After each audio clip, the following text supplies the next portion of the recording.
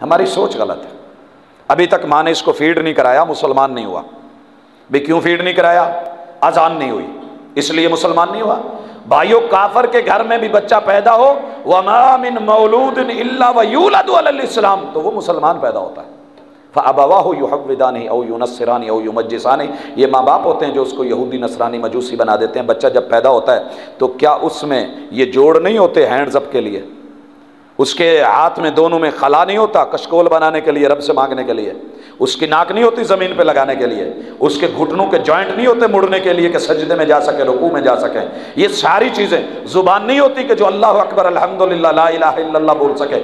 بچے کو اللہ نے جو کچھ دیا وہ مسلمانوں والا دیا. یہ الگ بات ہے کہ ماں باپ بعد میں مجوسی بنا دیں، اللہ کے در پہ جھکنے کی بجائے اس کو نمستے سکھا دیں، اللہ سے مانگنے کی بجائے کسی اور در پہ لے جائیں، اور زبان پہ لا الہ الا اللہ لانے کی بجائے اس کی زبان پہ کچھ اور بول چڑھا دے. یہ ماں باپ کا قصور ہے. بچہ مسلمان کے گھر میں پیدا ہو تو بھی مسلمان ہے، غیر مسلم کے گھر میں پیدا ہو تو تب بھی مسلمان ہے. اذان ہم نے اپنے پہلے بچوں کے ہاں کہی، اب کیوں نہیں کہتے؟ جناب مل جائے گا تو الحمدللہ، نہیں ملتا تو اس سے ہمارا بچہ کافر نہیں ہو رہا. اس کے بعد تکبیر، اس کی بھی روایت ہمیں کوئی صحیح نہیں ملی. اگر کبھی مل گئی زندگی میں تو اسی سٹیج پہ وعدہ رہا، کھڑے ہو کے کہیں گے کہ بھائی صحیح ہے، آپ اس پہ عمل کیجئے. کیوں؟ ہم تو وہ ہیں، وہ مسلمان ہیں جو قبلے کے بدلنے کی آواز کے ساتھ نماز میں گھوم جایا کرتے ہیں. در مع الدلیل حیث دار، دلیل تجھ کو جہاں گھما کے کھڑا کر دے وہیں ہو جا. مالک گھڑی کی سوئی کو جہاں رکھ دیتا ہے وہ وہیں پہ فٹ ہو کے آگے چلنا شروع کر دیتی ہے. ہمارے مالک نے ہماری کچھ سوئیاں رکھی ہیں، وہ جہاں لگا دے جہاں چلا دے. ہم اکڑ کے اپنی مرضی سے نہیں کہ یہاں میں نے 2 آج اپنی مرضی سے بجانے، ایسے نہیں. جہاں وہ 12 بجا دے 12 بج جائیں، جہاں 1 بجا دے 1 بج جائے، جہاں کھڑا کر دے وہیں لگ جائیں. تو یہ انشاءاللہ العزیز ایک مسلمان ہونے کے ناطے ہم اس چیز کا حقوق اولاد کے حوالے سے خیال رکھیں گے، ایک ماں باپ کے ناطے سے. حضرات اس کے بعد بچے کو اچھا فیڈ کرانا، اچھا ماحول دینا، اچھا گھر دینا. اچھے خون کے بعد اچھا گھر اور اچھی پرورش. اچھے گھر سے میری یہ مراد نہیں کہ اس کو حرام کما کے 10 مرلے کی 20 مرلے کی اچھی کوٹھی بنا دی جائے، نہیں. آپ اس کو ایک جھونپڑی بھی بے شک دیں، سایہ دیں، ایک درخت کے نیچے بھی رکھیں، لیکن وہ رزق حلال کا بنا ہونا چاہیے. اس سے مراد، اچھے گھر سے مراد میری ہے اچھا گھر، اچھا ماحول. اچھے ماحول میں سب سے پہلے آپ کی رب سے ڈیلنگ آئے گی کہ آپ اپنے رب سے اس بچے کے سامنے کیسے رہتے ہیں، رب کے حقوق کیسے ادا کرتے ہیں. اور دوسرے نمبر پہ آپ اپنی بیوی کے ساتھ آپ کی ڈیلنگ اچھی کیسے ہے. اگر یہ 2 ماحول اس نے اچھا دیکھ لیا، تیسرا ماحول اس کا اپنا ہے کہ آپ بچے کو اچھا ماحول دیں. اس کو آج مسکراہٹیں دیں گے، کل آپ کو وہ سمائل دے گا. آج آپ اس کو محبت دیں گے، کل وہ آپ کو محبت دے گا. آج آپ اس کے اندر بنیادی طور پہ اپنا پیار، اپنی اصل اور نسل اور حسب اور نسب، اپنے اچھے قول اس میں فیڈ کر دیں گے، یہ مرتے دم تک اس میں فیڈ رہیں گے، پھر نکل نہیں سکیں گے. لیکن اگر آج آپ نے کسی اور کے حوالے کر دیا اور یہ پہلے کسی اور نے فیڈ کر کے، آپ سم میں جب 200 نمبر 500 کر لیتے ہیں، اس کے بعد کوئی نمبر فیڈ کرنا چاہے وہ قبول کرتی ہے؟ انکار کر دیتی ہے. میموری فل ہو چکی ہے. قبل اس کے کہ اس کی میموری کی، بچے کی خالی میموری کو کوئی اور فل کرے. باپ کا اور ماں کا حق ہے کہ وہ سب سے پہلے، اسی لیے بنیادی طور پہ رب نے بچہ ماں باپ کے حوالے کیا ہوتا ہے. یہ اس کا حق ہے کہ اس کی میموری کے اندر ادھر ادھر کی اوٹ پٹانگ نہیں، صحیح دینی تربیت والا. اور دینی تربیت کے اندر سب سے پہلے رب کی معرفت، اس کے رسول کی معرفت. یہ مت حقیر سمجھیے کہ ابھی چھوٹا ہے. بھائیو چھوٹا نہیں، وہ پورا مکمل انسان ہے، وہ مکمل انسان ہے. اللہ نے سب کچھ دیا ہوا ہے. یہ ایک الگ بات ہے کہ عقل کا سوراخ چھوٹا ہے، لیکن چھوٹا ضرور ہے، دیکھتا ہے، سمجھتا ہے. کیا وہ بچہ ضد نہیں کرتا؟ کیا وہ آپ کی سمائل کے ساتھ مسکراتا نہیں ہے؟ کیا وہ روتا نہیں ہے؟ کیا وہ ٹانگیں نہیں مارتا؟ کیا وہ حرکت نہیں کرتا؟ آپ کی آواز کو سنتا نہیں ہے؟ آواز سن کے وہ سہم نہیں جاتا؟ اور جب اس کو کچھ ملے اپنی خوراک کے وقت تو وہ خوش نہیں ہوتا؟ یہ ساری چیزیں فیلنگز لے رہا ہے. یہ الگ بات ہے کہ میری عقل ناقص ہے کہ میں اس کو ناقص العقل سمجھ رہا ہوں. وہ تو سب کچھ پڑھ رہا ہے، وہ اپنی سفید چادر پہ سفید پھٹیوں پہ تحریر کروا رہا ہے. العلم فی الصغر کالنقش فی الحجر. یہ ابتدا کا علم ایسے ہوتا ہے جیسے پتھر میں لکیر ہوتی ہے، اور یہ بڑی پختہ ہوتی ہے، اس لیے اس کا وہ حق بھی اس کو ملے. اس کے بعد اس کی اچھی خوراک کا اہتمام. اچھی خوراک یہ ذمہ داری ہے ہماری کہ جسمانی خوراک اس کو دے. میں حیران ہوں، اکثر والدین کو اللہ نے مال دولت پیسہ دیا ہوتا ہے لیکن اولاد سے بے پرواہی ہوتی ہے. جسم پہ چھوٹے چھوٹے سفید داغ ہوں گے، کہیں گے یار موسم کی وجہ سے بن گئے سردیاں، بھائی اس میں کیلشیم کی کمی ہے، کسی ڈاکٹر سے رجوع کیجئے، لے جائیے اس کو، اللہ نے یہ مال کس لیے دی ہے، دولت کس لیے دی ہے؟ اور اچھے خاصے یہاں پہ آ کے کنجوسی کی انتہا، نہ بالکل فضول خرچی کرنی ہے نہ کنجوسی دکھانی ہے، جو اللہ نے دیا ہے اپنی جو ہے لمٹ میں رہ کے، اپنی حدود میں رہ کے اپنے بچوں کا حق ان کو دینا ہے۔ یہ جو رزق تجھ کو دیا ہے یہ صرف تیرا نہیں، رب نے تیرے بچوں کا بھی دیا ہے، اور مت بھول، بچوں کو قتل مت کر کہ یہ رزق میں کمی آ جائے گی، یہ فلاح بہبود یا فردوس کے نام پہ جنت سے دور کرنے والوں کو یہ آوان اور اس طرح کی تحریکیں اور یہ نام اور چہرے مورے، ان کی باتوں میں مت آنا۔ یاد رہے اس وقت ہمارے جو امریکہ سے مذاکرات ہوئے ہیں، کس نام کے اوپر؟ اسٹریٹجیکلی جی جناب ہم نے یہ کیا ہے، اور وہاں پہ ماحول اور معاشرے کو دیکھ کے دو معاملوں میں ہم آپ کو ایڈ دے رہے ہیں، پیسہ دے رہے ہیں، ایک صحت کے لیے اور دوسرا تعلیم کے لیے۔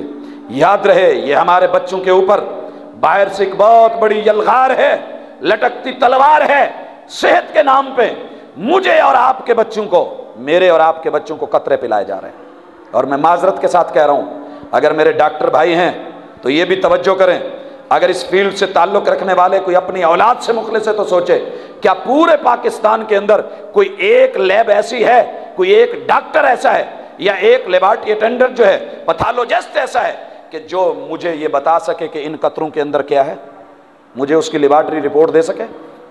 نہیں ہوگا، نہیں کرنے دیں گے۔ دشمن تو ہمیں زہر فری میں نہیں دیتا، یہ ڈھونڈ ڈھونڈ کے ایئرپورٹ کے اوپر پولیو ڈے، یہ ایئرپورٹوں پہ، یہ بس سٹینڈز پہ، لاری اڈوں پہ، یہ موٹر وے پہ، ایک ایک سڑک اور چوراہے پہ، ایک ایک گھر کے اندر اتنی ہیوی پیمنٹ کر کے، اتنا بجٹ اٹھا کے، یہ ہمارے خیر کا کب کے ٹھہرے؟ ہم تو 2-2 گھنٹے لائن میں لگے رہیں، ٹوٹی ہوئی ٹانگ کا کوئی ایکسرا کرنے کو تیار نہیں ہوتا۔ یہ ہمارے خیر خواہ کتنے ہو گئے کہ ہمارے کوئی بچہ جو ہے وہ نہ رہے۔ یہ پولیو فری کے نام کے اوپر جو کبھی ہمارے بزرگوں کو ٹیکے لگے تھے، وہ کچرے والے وہ نشان بنے تھے، جو وہ جب تھے وہ ہیپاٹائٹس کے جو ہے جراثیم اتارے گئے، اور آج آپ اکثر بزرگوں کو دیکھ لیں ان میں یہ یکلخت بیماری کیسے آ گئی۔ پھر اس کے دیے جانے والی کٹیں باہر سے، میڈیسن باہر سے، جناب یہ ہیپاٹائٹس سی ہے، اس کے ہمارے پاس علاج نہیں ہے سوائے پرہیز کے، یہ ہے وہ ہے، یہ ساری چیزیں پہلے انٹر کی جاتی ہیں۔ اور بایو وار، اگر میڈیا وار ہے تو بایو وار بھی ہے، وہ کس چیز کا نام ہے؟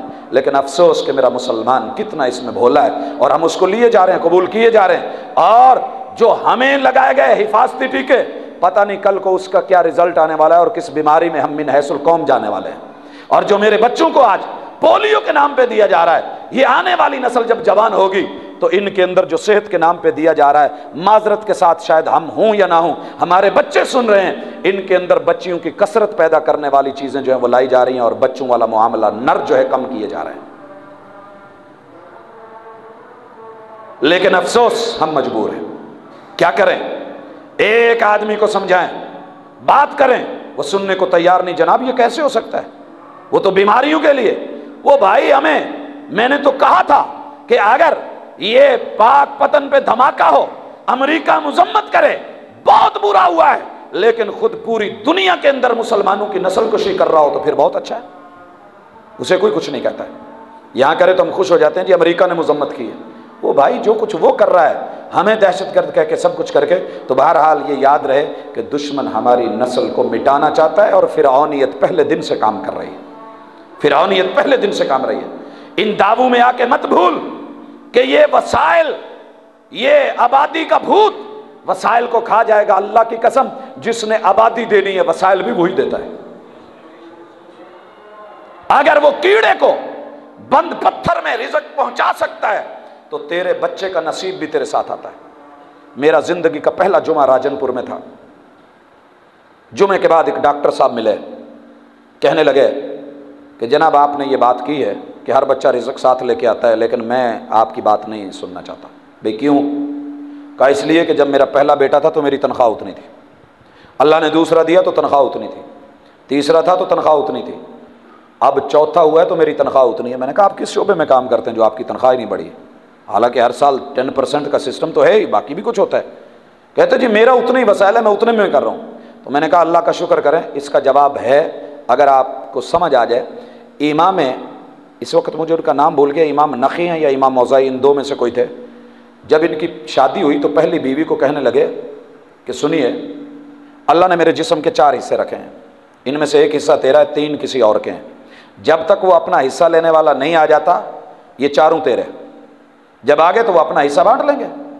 میں نے کہا تیرا یہ جواب ہے؟ کہنے لگا مجھے سمجھ نہیں آئی۔ میں نے کہا کہ اللہ کچھ لوگوں کو رزق دیتا جاتا ہے ساتھ ساتھ، اور کچھ کو ایڈوانس دے دیتا ہے کہ تیرا یہ اتنا ہے، اتنا تجھ کو دے رہا ہوں، اتنی تیری اولاد، جب تک وہ نہیں آتی کھاتے رہو تم، جب آ جائیں گے تو وہ اپنا حصہ بانٹ لیں گے۔ اللہ کا شکر کرو کہ رب نے تم کو ایڈوانس سب کچھ دے دیا ہے، اور یہ ان کا حصہ وہ وقت کے ساتھ بانٹتے گئے۔ کہنے لگا جی نہیں مجھے ابھی بھی سمجھ نہیں آئی۔ تو میں نے کہا پھر آئیں سوچیں، اتنی بات کر کے دیکھتا ہوں، اللہ شاید سمجھ دے دے۔ سمجھ تو اس نے دینی ہے میں سمجھانے کی، کہ جب بچہ ماں کے پیٹ میں تھا تو اس کا رزق دنیا کی کس NGO نے لا کے دیا تھا؟ واللہ خیر الرازقین، وہ رزق کا اہتمام کرتا ہے۔ جب تو ماں کے پیٹ میں تھا اللہ نے تیرے لیے رزق کا ایک دروازہ کھولا، جب دائی نے یا نرس نے اس کو کاٹ دیا، میرے رب نے اس ناڑو کو وہاں سے کٹوایا کہ اگر 2-3 دن تک ماں کا دودھ نہ بھی اترے تو تجھے بھوک سے نہ مرنے دے، وہی تیرے لیے کافی ہے۔ وہ تیرے لیے فوڈ سپلیمنٹ جو ہے اس کا پورا پیکج اندر رکھا ہوا ہے، اور 2-3 دن تک کچھ نہ کچھ اہتمام ہو جائے گا۔ جب یاروں نے ایک در بند کیا، رب نے تیرے لیے واللہ خیر الرازقین ڈبل کر کے 2 در کھول دیے، 2 چشمے جاری کر دیے۔